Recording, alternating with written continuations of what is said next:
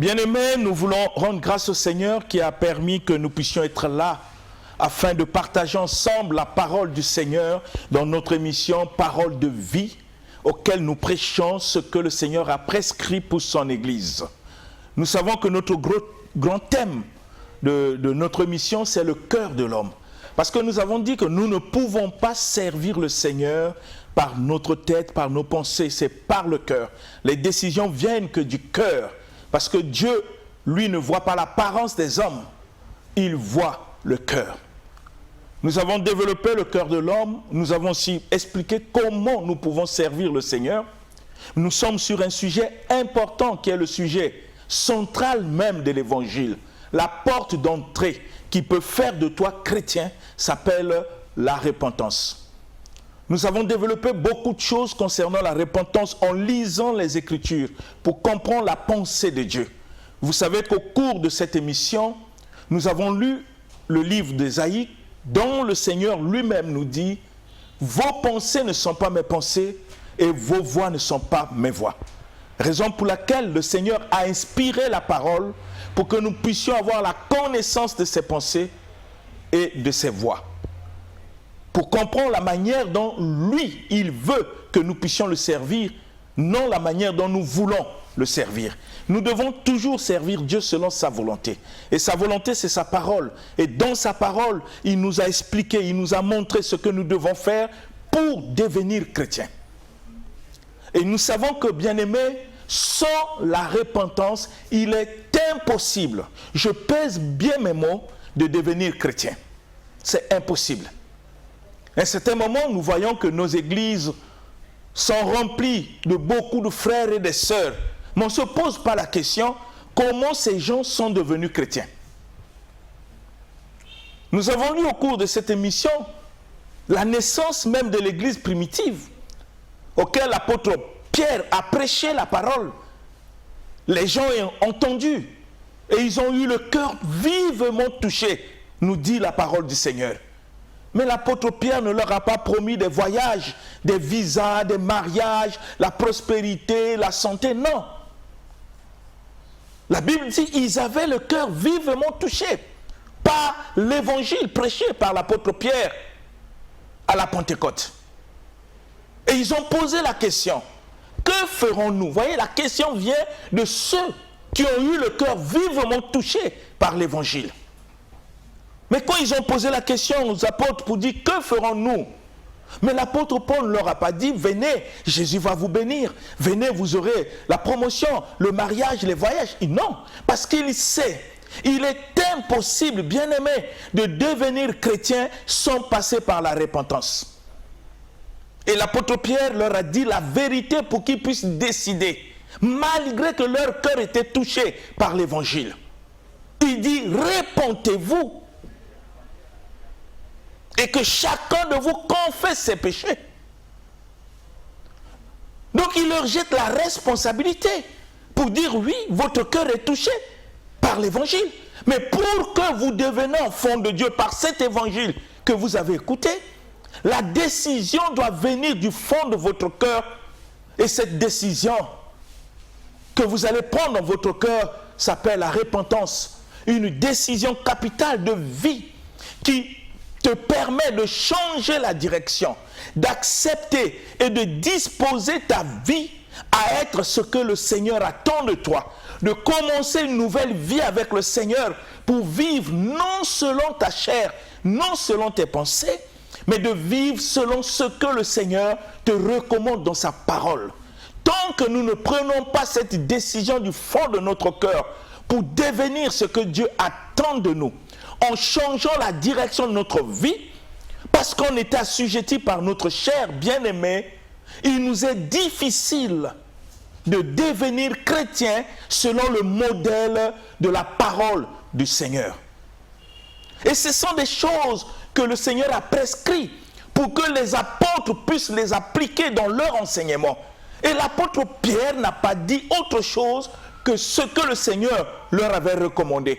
Quel que soit l'individu, qu'il soit touché, qu'il soit frappé par un miracle, nous devons présenter à ces gens la repentance, qu'ils prennent la décision du fond de leur cœur pour devenir chrétiens afin d'assumer la responsabilité de leur repentance en obéissant et en pratiquant ce que le Seigneur exige dans sa parole.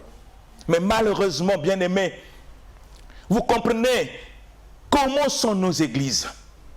Quelles sont la qualité des âmes qui composent ces églises? Est-ce que ce sont des âmes qui sont passées par la repentance véritable? Est-ce que chaque âme dans l'église est conscient de la décision qu'il a pu prendre dans sa repentance de servir le Seigneur? Raison pour laquelle, vous comprenez, dans nos églises, vous avez des capricieux, des farceurs, des personnes comme si on les pousse comme des brouettes. Ils ne comprennent même pas eux-mêmes pourquoi ils vont à l'église. Ça devient comme une habitude. Vous avez des rébellions, des personnes négligentes. Pourquoi? Mais parfois parce qu'ils ne sont pas passés par la repentance. Ils n'ont pas compris l'engagement auquel le Seigneur attendait d'eux après qu'ils aient écouté l'évangile. Ils se sont lancés par enthousiasme, pensant que Dieu, on le sert dans cet état d'esprit. Et beaucoup qui avaient accepté le Seigneur, d'autres aujourd'hui sont dessus. Et d'autres ne vont plus à l'église. Ils sont repartis carrément dans le monde. Mais cela ne peut pas étonner le Seigneur. Mais parce qu'ils n'ont jamais subi dans leur vie la repentance. Vous comprenez, bien-aimés? Quand Jésus est arrivé, quand il a commencé son ministère, et nous savons son premier message, ce que l'évangile de Matthieu, de Luc, de Jean nous enseigne sur le premier message de Jésus. Qu'est-ce que le Seigneur disait dans son premier message? Il dit, répentez-vous, car le royaume des cieux est proche. Dit le Seigneur, répentez-vous, car le royaume des cieux est proche. La Bible dit, Jésus commença à prêcher en disant, répentez-vous, car le royaume des cieux est proche. Si celui que j'appelle maître, si celui que j'appelle Seigneur a commencé son message par la repentance, et que moi je commence le message par la prospérité des miracles, des signes, vous voyez que nous sommes en contradiction, même avec celui dont je prétends servir. Vous comprenez avec moi, bien-aimés, que le Seigneur Jésus lui-même a attiré l'attention de ses apôtres. Je le répète tout le temps au cours de cette émission. Il dit, enseignez-leur à observer tout ce que moi, Jésus, je vous ai prescrit. Cela sous-entend aucun pasteur, aucun apôtre, aucun prophète, aucun évangéliste, aucun docteur n'a un message à dire au peuple. Le message que nous portons, c'est le message de notre Seigneur Jésus-Christ. Nous devons le transmettre, l'enseigner tel que lui, il l'a prescrit. Mais aujourd'hui, il y a tellement de messages que les hommes ont créés, que les hommes ont pensé que c'était l'évangile, et on se rend compte qu'aujourd'hui, les frères et sœurs s'éloignent de plus en plus du Seigneur par des enseignements qui ne sont pas conformes à l'évangile tel que le Seigneur l'a prescrit. La repentance. Toi qui me suis, je ne sais pas si tu es chrétien, à un certain moment, il faut te poser la question, comment es-tu devenu chrétien? Comment es-tu devenu chrétien? Nous avons créé parfois des choses que nous pensons, nous, être bien, mais que l'évangile ne nous a jamais demandé. Sinon, l'apôtre Pierre devait le faire le jour de la Pentecôte. Quand les gens avaient le cœur vivement touché, l'apôtre Pierre devait dire, vous allez répéter après moi des prières. Une fois répétées, on garantit à ces gens que vous êtes chrétiens. Bien-aimés, nous ne devons pas faire des choses pour faire plaisir aux gens. Dieu ne nous a pas établis pour créer autre chose que d'enseigner ce que lui l'a prescrit. Et Dieu veille sur sa parole en détail près. Rappelez-vous de ce qu'il a dit à Moïse. Prends soin de faire le tabernacle selon le modèle que je t'ai montré. Pourquoi Dieu met des précisions? Parce qu'il sait qu'au milieu du peuple, il peut y avoir des ingénieurs, des architectes intelligents qui peuvent mettre leur touche dans ce que Dieu a dit. Dieu refuse. Il dit à Moïse, tout doit se faire après le modèle que je t'ai montré.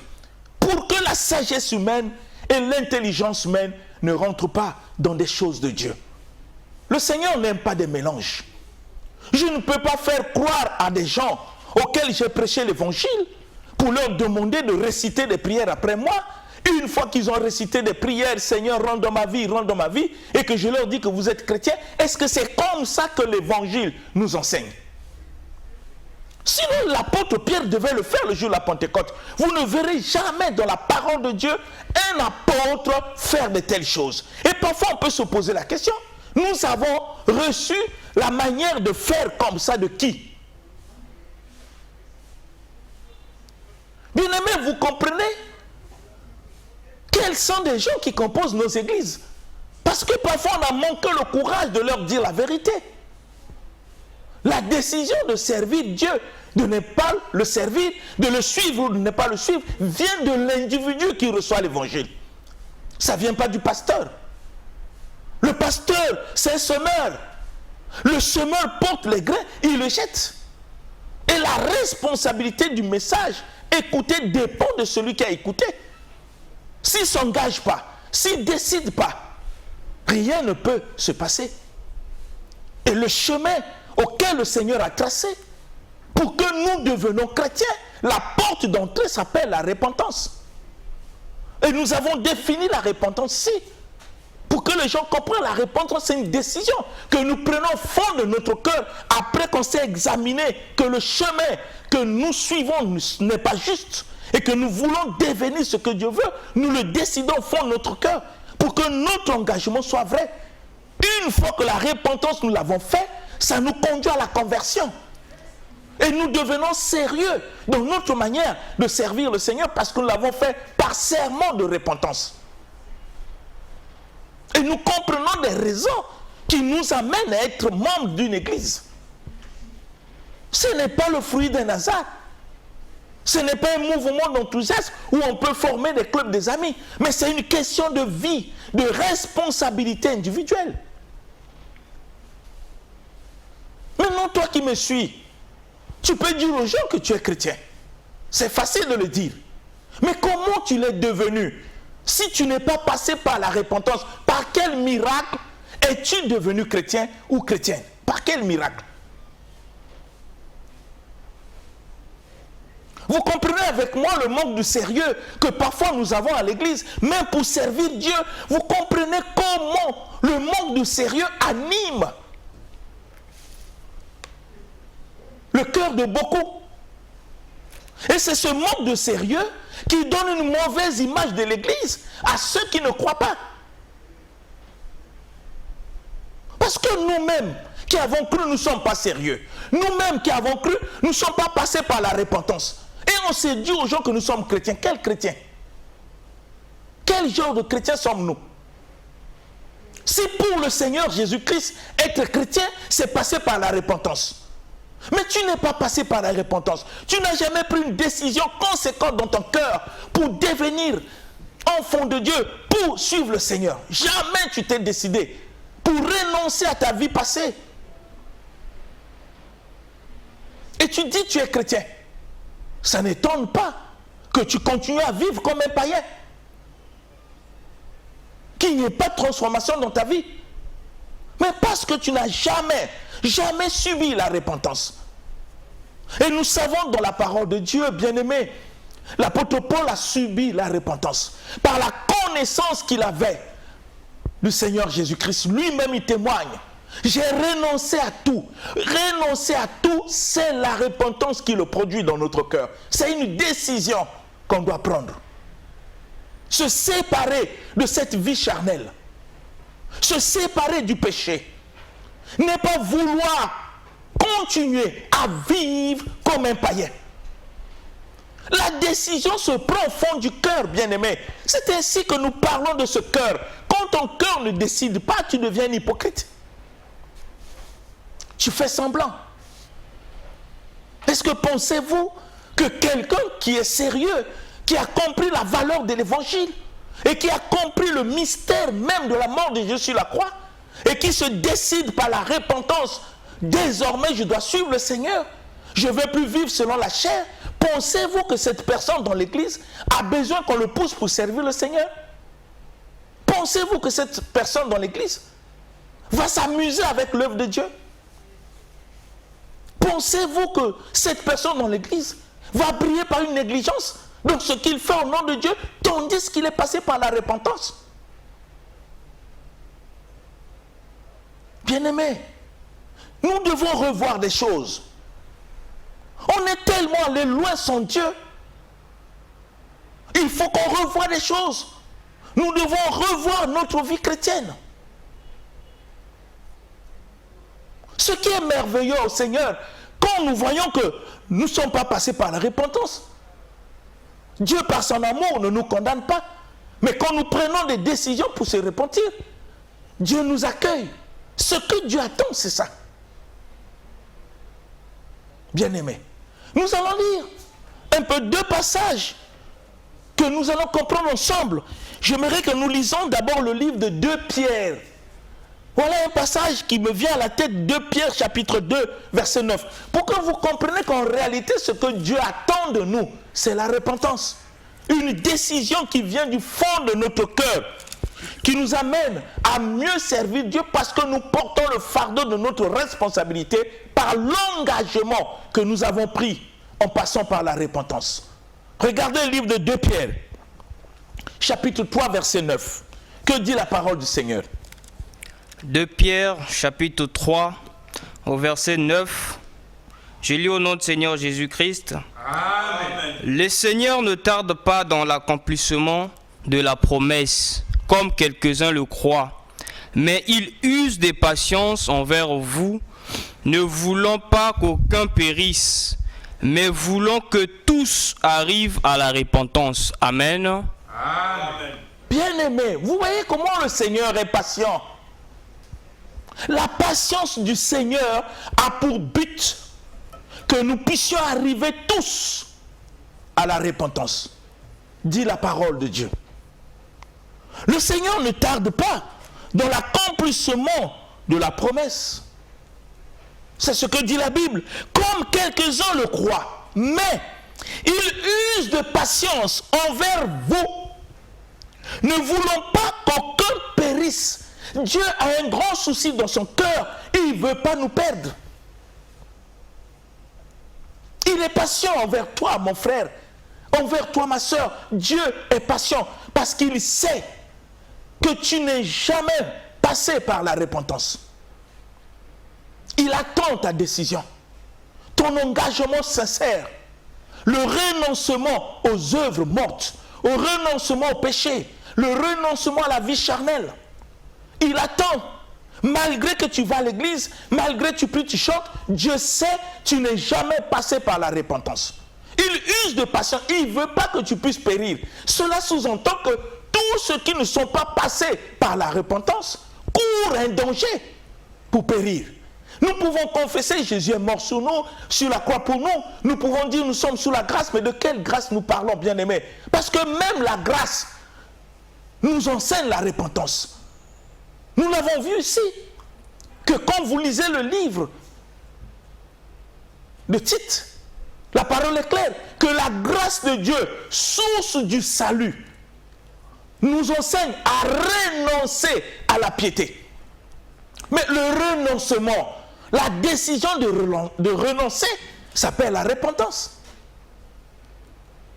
De quelle grâce nous parlons? Et tant que le Seigneur lui-même est clair dans sa parole, il use de patience envers nous. Il ne veut pas que quelqu'un puisse mourir ou périr, mais il veut que tous nous puissions parvenir à la repentance. C'est pas merveilleux? Ça exprime l'amour que Dieu a pour nous.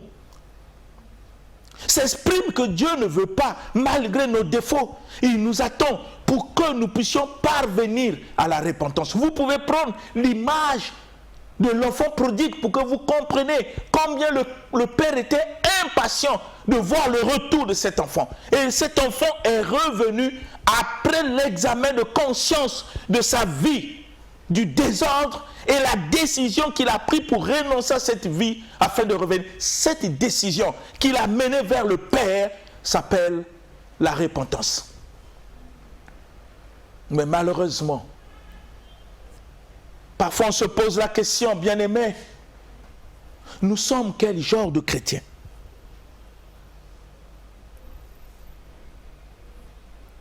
Comment Dieu peut nous accompagner si nous ne décidons pas de se repentir? Comment? Regardez le livre de Marc, chapitre 6. Nous allons lire le livre de Marc, bien-aimés, chapitre 6. Et nous allons voir ensemble ce que le Seigneur nous dit. Nous lisons le verset 12. Et vous allez voir ce que les apôtres sont allés prêcher.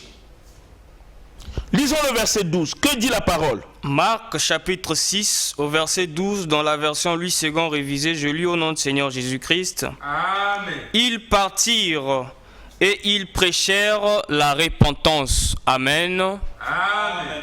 Il avait envoyé ses disciples en mission. Non pour faire des miracles. D'abord, c'est la repentance. Quand vous lisez la suite, la Bible dit quand ils ont prêché la repentance, alors ils ont commencé à guérir les malades, à chasser les démons. Mais le message qu'ils ont amené au peuple, le message qu'ils ont amené à l'humanité, c'était la repentance. La Bible dit, ils partirent et prêchèrent. Pas les miracles, pas le mariage, mais la repentance. Je ne dis pas que prêcher aux gens que Jésus est capable de guérir les mauvais, non. Mais vous prêchez à qui? À des non-repentis? Ou à des repentis? Nous devons bien recadrer les messages. Même les disciples de Jésus ont compris que le Seigneur leur a envoyé pour prêcher la repentance,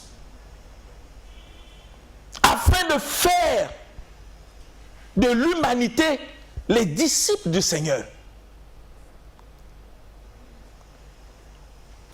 Qu'est-ce que nous enseignons aujourd'hui?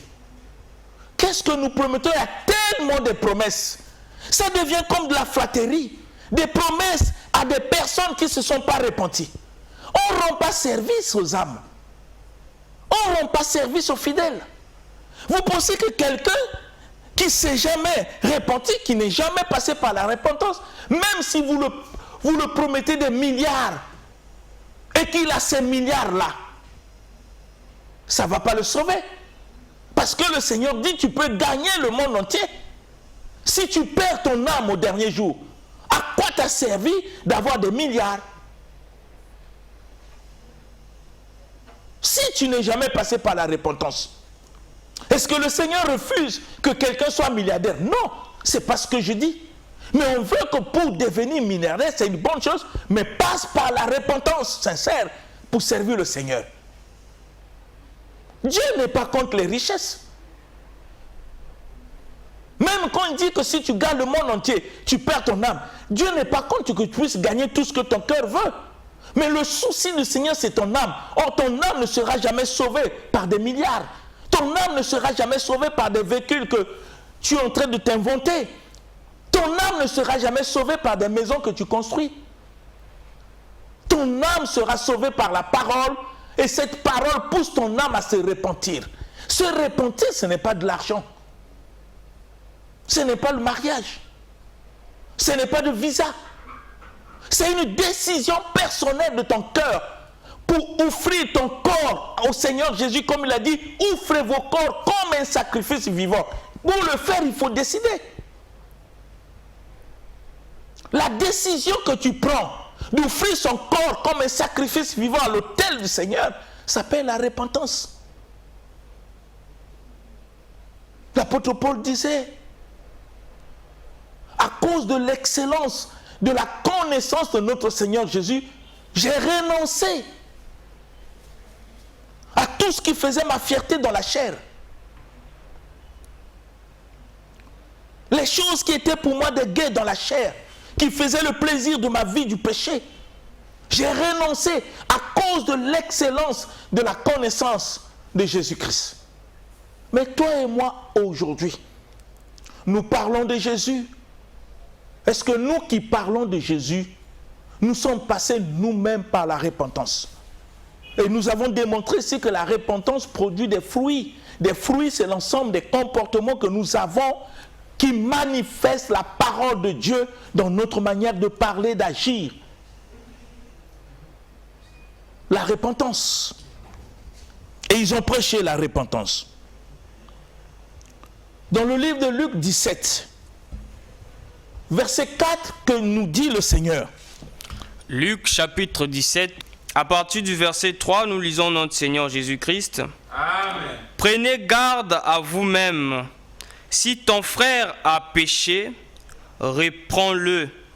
Et s'il se repent, pardonne-lui. Et s'il a péché contre toi 7 fois dans un jour, et que 7 fois il revienne à toi disant, je me repens, tu lui pardonneras. Amen. Amen. Le Seigneur ici nous enseigne que le pardon est le fruit de la repentance. Sans repentance véritable, il n'y a pas de pardon. Je le répète, bien-aimés, sans repentance véritable, il n'y a pas de pardon. Parce que le Seigneur nous enseigne dans le livre de Proverbes, il disait, celui qui avoue ses péchés par la repentance et le délaisse, obtient miséricorde. Donc il y a une décision. La confession ne doit pas être une habitude. La confession du péché doit être poussée par la repentance. Après avoir réfléchi avec sa conscience, on prend une décision et notre repentance et notre pardon du péché sera tellement sincère et à partir de ce moment-là, on nous pardonne. C'est ainsi que le Seigneur nous montre quand quelqu'un te fait du mal et qu'il vienne vers toi et il se repent. Voilà ce que le Seigneur dit. Même quand il fait du mal, tu fais du mal à ton prochain, la repentance est exigée pour que tu reçoives le pardon. Il dit, s'il se repent, tu dois le pardonner. Même s'il fait des fautes contre toi, ou il pêche contre toi même 7 fois, en une journée, quand il revient vers toi même 7 fois en une journée, pour te dire que je me repens, le Seigneur t'exige de le pardonner. Donc il obtient le pardon par une repentance. Ça, c'est ce que le Seigneur nous enseigne. Donc vous voyez que la repentance doit être au centre de tout, bien-aimé. Parce que sans repentance, nous n'avons pas une vie chrétienne. Comment on peut avoir une vie chrétienne sans repentance? Ça va commencer comment? Réfléchissons, bien-aimés. Dans le livre de Actes des Apôtres, chapitre 8, le verset 21 jusqu'au verset 22, écoutons ce que le Seigneur nous dit dans sa parole. Actes des Apôtres, chapitre 8, verset 21 jusqu'au verset 22. Que dit le Seigneur? Actes des Apôtres, chapitre 8, à partir du verset 21 au verset 22, je lis au nom du Seigneur Jésus-Christ. Amen. Il n'y a pour toi ni part ni lot dans cette affaire, car ton cœur n'est pas droit devant Dieu. Repens-toi donc de ta méchanceté et prie le Seigneur pour que la pensée de ton cœur te soit pardonnée s'il est possible. Amen. Amen. Les apôtres étaient en train de faire les remarques à un certain Simon le magicien. Nous connaissons l'histoire de ce qu'il a fait au niveau de Samarie par sa magie. Quand Philippe est venu pour prêcher l'évangile, bien aimé, la parole nous enseigne que ce Simon a accepté de se faire baptiser. Mais il s'est fait baptiser sans passer par la repentance véritable. Vous voyez les conséquences. Chez Dieu, il n'y a pas un problème de semblant. Il s'est fait baptiser sans passer par la repentance véritable. Quand l'apôtre Pierre et Jean sont arrivés dans cette ville pour baptiser ceux qui avaient cru à l'évangile, Simon le magicien a voulu aussi acheter, je ne sais pas comment il a eu des genres de pensée, la puissance du Saint-Esprit pour opérer les miracles, comme les apôtres le faisaient. Mais quand l'apôtre Paul par le Saint-Esprit, Dieu l'amena à discerner le cœur. C'est ainsi que nous comprenons pourquoi l'Écriture nous dit ce que nous avons lu. C'est le discernement du Saint-Esprit pour voir l'état de cœur si la personne est passée vraiment par la repentance véritable en renonçant à sa vie de magie. Et quand l'apôtre Paul a vu ce que Simon a demandé parce qu'il voulait acheter les choses, vous comprenez que quand on ne passe pas par la repentance, nous développons, nous, par notre comportement, toujours les œuvres de la chair. Et Pierre, en regardant son cœur, il dit, il n'y a ni pour toi, ni part ni lot dans cette affaire du Seigneur. Car ton cœur n'est pas droit devant Dieu. Parce que quand on ne passe pas par la repentance, comment on peut avoir un cœur droit devant le Seigneur? C'est la repentance qui amène notre cœur à être droit par la sincérité de l'engagement que nous avons pris en renonçant à la vie du péché et à la vie de la chair. Parce que cette vie du péché ne doit plus être notre vie parce que Jésus-Christ est mort sur la croix pour le péché. Ça ne devrait plus être la vie de ceux qui sont passés par la repentance. Et l'apôtre dit d'une manière claire à Simon le magicien, sans mâcher, il dit ton cœur n'est pas droit. Mais parce que Dieu lui sonde les cœurs, nous pouvons faire semblant de servir le Seigneur, semblant d'avoir un zèle amer pour montrer qu'on est quelque chose, semblant de se faire baptiser sans passer par la repentance, mais le Seigneur qui voit notre cœur, il sait qui nous sommes.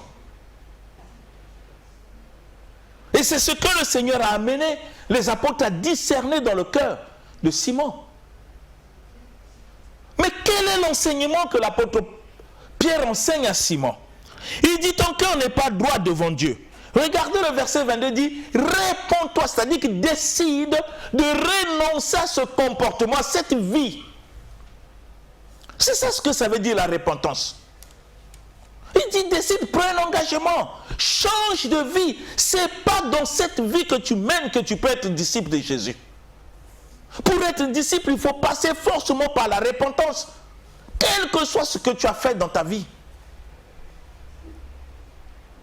Il dit réponds-toi donc de ta méchanceté. C'est-à-dire que décide de renoncer à ta méchanceté. Parce que quand tu continues à gérer ta méchanceté en servant le Seigneur, tu cours un danger.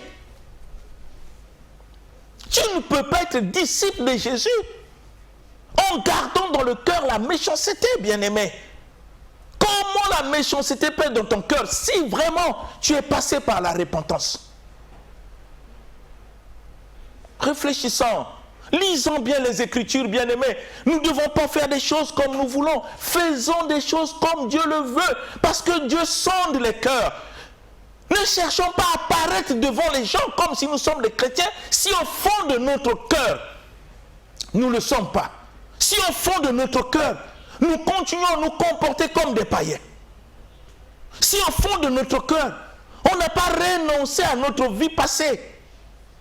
Si au fond de notre cœur, on n'a pas renoncé à la vie du péché, de la chair. C'est ce qui est arrivé à Simon. Il pensait que les choses de Dieu, c'était l'amusement. Mais Dieu, lui, sonde les cœurs. Et je pense que Simon était étonné qu'on puisse lui révéler que son cœur n'est pas droit. Il doit se repentir de sa méchanceté, c'est-à-dire abandonner, prendre une décision. Bien-aimés, vous comprenez le sérieux de l'évangile. Les apôtres ne sont pas amusés avec l'évangile.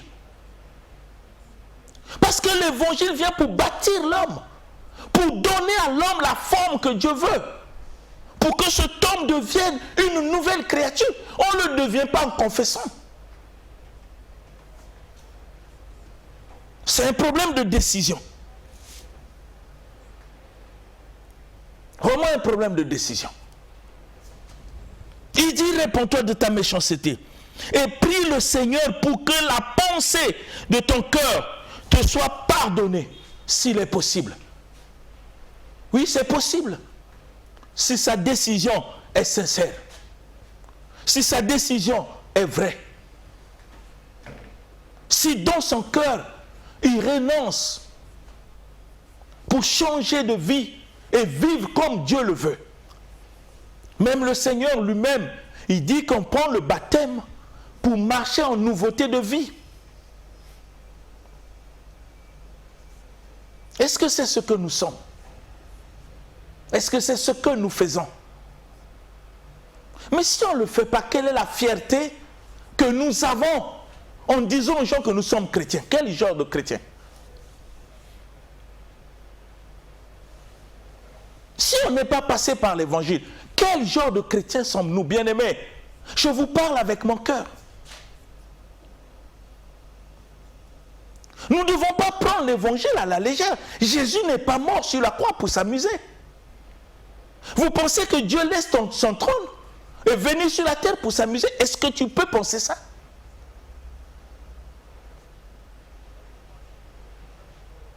Pour que nous puissions prendre la vie chrétienne à la légère, qui devient comme une habitude. En racontant les Écritures. Le Seigneur ne veut même pas que nous citons les Écritures. Pour dire, Seigneur, il est écrit, Dieu dit, ce qui est écrit, vous devez la mettre en pratique. Le Seigneur a besoin des femmes et des hommes qui sont déterminés par la repentance à mettre en pratique ce que lui recommande dans sa parole.